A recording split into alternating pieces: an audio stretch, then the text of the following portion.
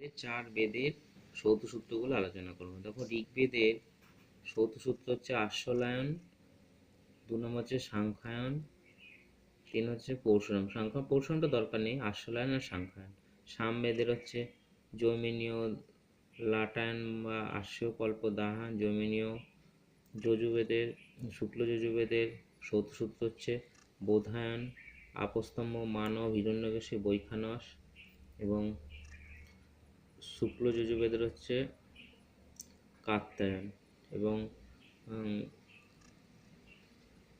অথর্ববেদের সৌত সূত্র হচ্ছে বৈতান। মনে থাকবে? তাহলে দেখো, আমরা চার বেদের সৌত সূত্রগুলো আলোচনা করি। ঋগ্বেদ হচ্ছে আশ্বলায়ন, সাংখ্যায়ন ও পরশুরাম। সামবেদ হচ্ছে লাটায়ন বা আস্যকল্প দাহান, জৈমিনীয়।